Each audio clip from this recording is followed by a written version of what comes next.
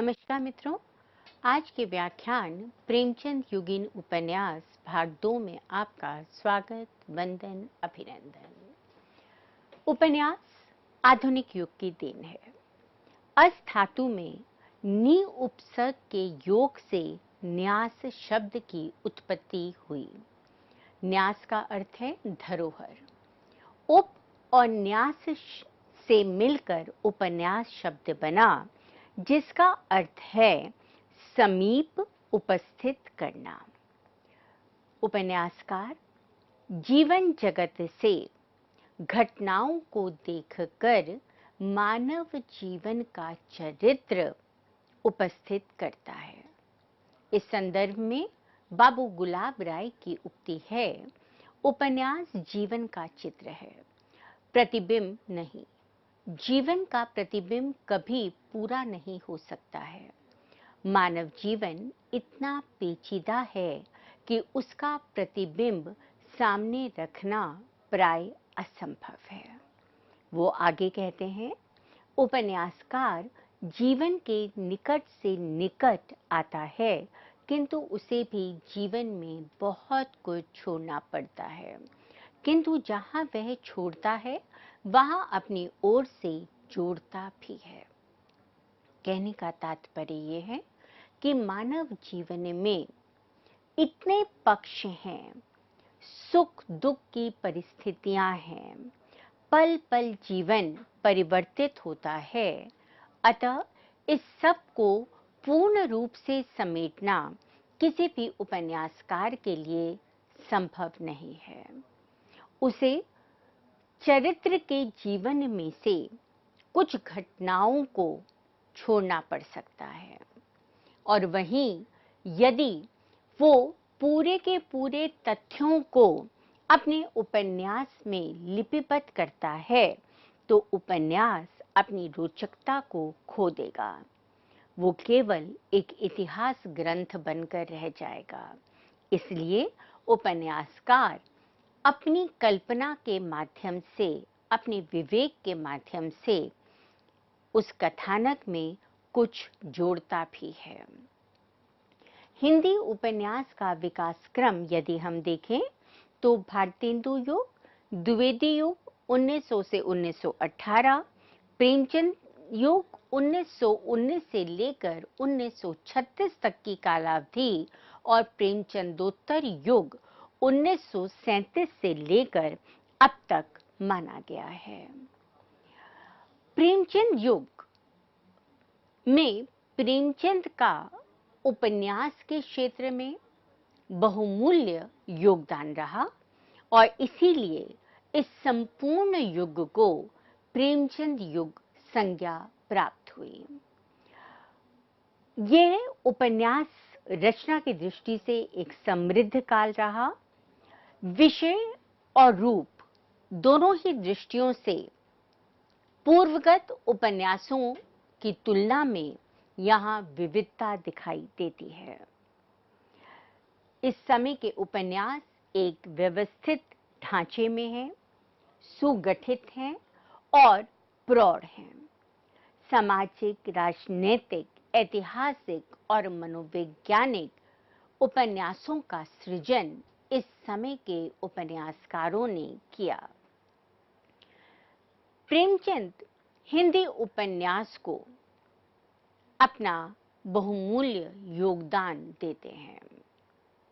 उन्होंने टूटते हुए सामंती समाज को, पूंजीवादी व्यवस्था को, उसकी विकृतियों को अपनी रचनाओं के माध्यम से उद्घाटित किया है। इसी के साथ ही उनके उपन्यासों में हमें नारी जीवन की विविध समस्याओं को भी लिपिबद्ध किया दिखाई देता है। अंग्रेजों की बढ़ती हुई साम्राज्यवादी व्यवस्था के साथ ही भारत में एक नए मध्य वर्ग का उदय हुआ और हर तरफ एक नव चेतना का विकास होना प्रारंभ हो गया। इस समय के उपन्यासों पर गांधी जी का, उनकी योजनाओं का, विचारधाराओं का और रणनीतियों का प्रभाव स्पष्ट रूप से दिखाई देता है। इस समय के उपन्यास में उच्च और निम्न वर्ग की तुलना में मध्य वर्ग अधिक केंद्र में रहा। प्रेमचंद के समय में समाज के अंदर अंधविश्वास, अशिक्षा, नारी का पुरुष पर निर्भर होना, जमींदारों का सर्वत्र फैला हुआ जाल, छुआछूत की समस्या, किसानों, मजदूरों और निम्न वर्गों का संघर्ष व्याप्त था। इस समय के उपन्यासों में हमें इन सभी विषयों को लेकर उपन्यासकारों ने अपनी रचनाएं लिखी और अपनी अपनी दृष्टि से उन समस्याओं का समाधान खोजने का प्रयास किया। इन रचनाकारों ने मध्य वर्ग, उसकी समस्याओं, उसकी सामाजिक चेतना, दृष्टि इत्यादि पर भी अपना ध्यान अंकित किया है। प्रेमचंद की रंगभूमि, कर्मभूमि, वृंदावन लाल वर्मा का गढ़ कुंडार, जैनेन्द्र कुमार का उपन्यास सुनीता, इन सब उपन्यासों में हमें जाति, धर्म की सीमाओं से परे प्रेम को अभिव्यक्ति देता उपन्यासकार दिखाई देता है। प्रेमचंद ने प्रेमाश्रम, कायाकल्प, रंगभूमि, कर्मभूमि में छुआछूत की समस्या को, ऋण की समस्या को, आपसी ईर्ष्या और द्वेष की भावना को उद्घाटित किया है। प्रेमचंद के साथ साथ प्रसाद जी ने भी इन समस्याओं को उद्घाटित करने के साथ ही सामाजिक विसंगतियों को और धार्मिक अंधविश्वासों को अपना वर्ण विषय बनाया। जैनेन्द्र, निराला, विशंभर शर्मा कौशिक, राधिका रमण प्रसाद सिंह, प्रताप नारायण श्रीवास्तव, गोविंद वल्लभ पंत और भगवती चरण वर्मा इस समय के अन्य प्रसिद्ध उपन्यासकार हैं। जैनेन्द्र ने प्रेमचंद युग में 3 उपन्यासों का सृजन किया। इन्होंने अपने उपन्यासों में व्यक्ति मन की उलझनों को अंकित करने का प्रयास किया है। इनके उपन्यासों में प्राय हमें एक परिवार की कहानी दिखाई देती है जो जीवन की विभिन्न समस्याओं से जूझ रहा है, मानसिक उलझनों में उलझा हुआ है और किसी तरह अपनी समस्याओं का समाधान पाना चाहता है। जैनेन्द्र के पात्र मानसिक द्वंद्व में इस कदर उलझकर रह जाते हैं कि कई बार वे अपने पाठकों के लिए एक पहेली बन जाते हैं। इस समय के उनके 3 उपन्यास हैं परख, सुनीता और त्यागपत्र। निराला के उपन्यास आदर्शवादी अधिक हैं। इन्होंने नारी के गौरवशाली रूप को उद्घाटित किया है। इसके साथ ही इन्होंने प्रेम निरूपण में आध्यात्मिकता का आरोपण अपने उपन्यासों में किया है। इनके उल्लेखनीय उपन्यास हैं अप्सरा, अलका, निरुपमा, प्रभावती, चोटी की पकड़, बिल्ले सुर, बकरिहा, कुल्ली भाट। विशंभर शर्मा कौशिक ने समाज की ज्वलंत समस्याओं को अपना आधार बनाकर अपने उपन्यासों का सृजन किया है। इन्होंने भी युगानुरूप अपने उपन्यासों में आदर्शवाद की स्थापना की। इनके उपन्यास प्राय घटना प्रधान उपन्यास हैं। किसी एक घटना को लेकर वो उसके इर्द गिर्द अपनी कहानी का कलेवर बुनते हैं। पात्रों की मानसिकता का इन्होंने अपने उपन्यासों में कुशल नियोजन किया है। इनके तीनों उपन्यासों के नाम हैं मां, भिखारिणी और संघर्ष। इस समय के अन्य उपन्यासकारों में राधिका रमन प्रसाद सिंह का नाम भी उल्लेखनीय है। इन्होंने सच्ची अनुभूतियों पर अपने उपन्यासों का भवन निर्मित किया। जीवन की समस्याओं का समाधान इन्होंने आदर्शवाद में दिखाया है। प्रमुख रूप से इन्होंने अपने उपन्यासों में विवरणात्मक शैली का अवलंब लिया है। इसके साथ ही आत्मकथात्मक शैली एवं संस्मरणात्मक शैलियों का भी इनके उपन्यासों में अच्छा प्रयोग मिलता है। राधिका रमन प्रसाद सिंह के उल्लेखनीय उपन्यास हैं तरंगें, राम रहीम, गांधी टोपी, टूटा तारा, देव और दानव, नारी एक पहेली, सूरदास। प्रताप नारायण श्रीवास्तव ने अपने उपन्यासों में आदर्श और यथार्थ के मध्य समन्वय स्थापित करने का प्रयास किया है। इनके पात्र यथार्थ जीवन के यथार्थ पात्र हैं और इसीलिए जहां कहीं भी इन्होंने काल्पनिक पात्रों का अंकन किया, वहां अत्यधिक कल्पना के कारण इनके पात्र अस्वाभाविक लगने लगे। इनके कथानक सुगठित हैं, रोचक हैं और पाठकों पर अपना समग्र प्रभाव अंकित करने में सक्षम है। इन्होंने अपने उपन्यासों में राष्ट्रीयता और इतिहास इन दोनों को ही स्थान दिया है। प्रताप नारायण श्रीवास्तव के उल्लेखनीय उपन्यास इस प्रकार हैं विदा, विद्या, विकास, विसर्जन, विमुखी, वेदना, विश्वास की वेदी पर। गोविंद वल्लभ पंत इस समय के एक महत्वपूर्ण नाटककार हैं।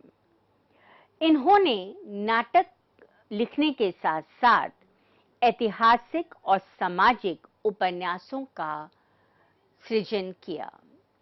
इनके पात्र इनके विषय के अनुसार आदर्शवादी हैं। इनके प्रमुख उपन्यासों में प्रतिभा, अमिताभ, यामिनी, नौजवान उपन्यासों को लिया जा सकता है। भगवती चरण वर्मा ने उपन्यासों के कथानक को विस्तार दिया। चित्रलेखा इनका बहुचर्चित लोकप्रिय उपन्यास है, जिसमें इन्होंने रत्नांबर और श्वेतांबर इन दोनों के माध्यम से पाप और पुण्य का गंभीर विवेचन विश्लेषण किया है और अंत तक आते आते इन्होंने इस बात को रेखांकित करने का प्रयास किया कि जीवन में कुछ भी पाप या पुण्य नहीं होता। परिस्थितियां विषय के अनुसार किसी वस्तु को, किसी विषय को, किसी घटना को पाप या पुण्य में परिवर्तित करती हैं। इनका दूसरा उपन्यास है सामर्थ्य और सीमा, जहां पर मृत्यु और विनाश का अद्भुत संगीत सुनाई देता है। रेखा इनका मनोविश्लेषणवादी उपन्यास है।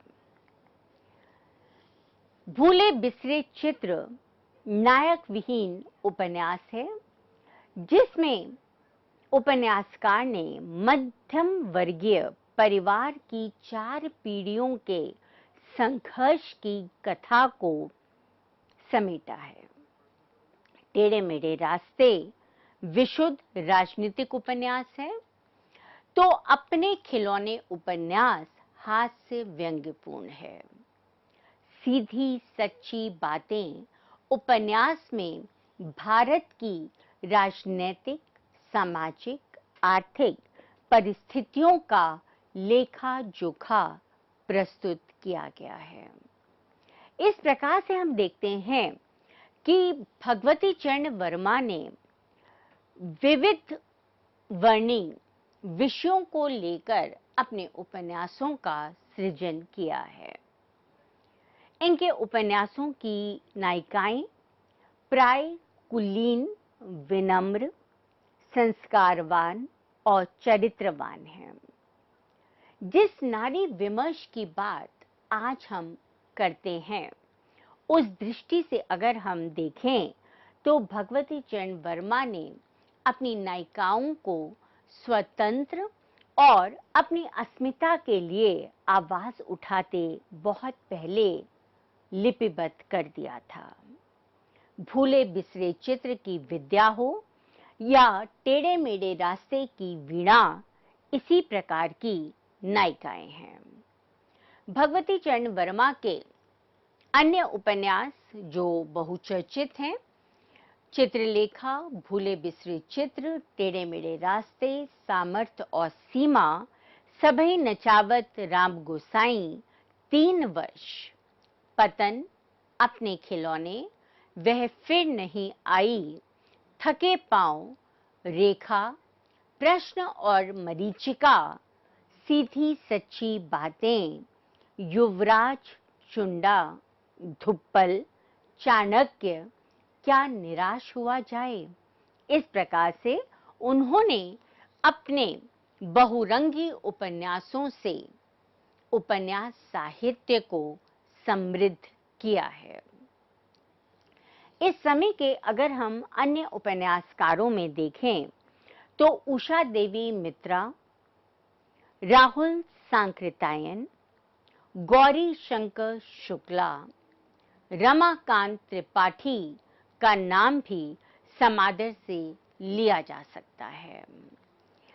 निष्कर्ष रूप में अगर हम देखें तो हिंदी उपन्यास की यात्रा श्रद्धा राम फिल्लौरी से आरंभ होते हुए प्रेमचंद युगीन और तदुपरांत प्रेमचंदोत्तर युग तक अबाधित रूप से चलती चली आ रही है। अगर हम कहें कि पहले के उपन्यास जहां केवल आदर्शवाद को अपने अंदर समेटे हुए थे, कैसा समाज होना चाहिए, एक समाज में रहते हुए एक मनुष्य के आदर्श क्या क्या होने चाहिए, इसे केंद्र में रखकर उपन्यासकारों ने अपनी रचनाओं का सृजन किया। वहीं आज जिन उपन्यासकारों की हम बात करते हैं, वो आदर्श की बात नहीं कर रहे, वो यथार्थ की बात करते हैं। वो कहते क्या होना चाहिए, ये तो बात की बात है, पर आज का समाज जिन समस्याओं से घिरा हुआ है, जिस प्रकार की दिक्कतों को, जिस प्रकार के दुख को, जिस प्रकार के संघर्ष को आज का मनुष्य सह रहा है, यदि हम उसे अपने पाठकों के समक्ष साझा करेंगे तो उससे प्रेरित होकर निश्चित रूप से भविष्य में अच्छा समाज भी निर्मित होगा।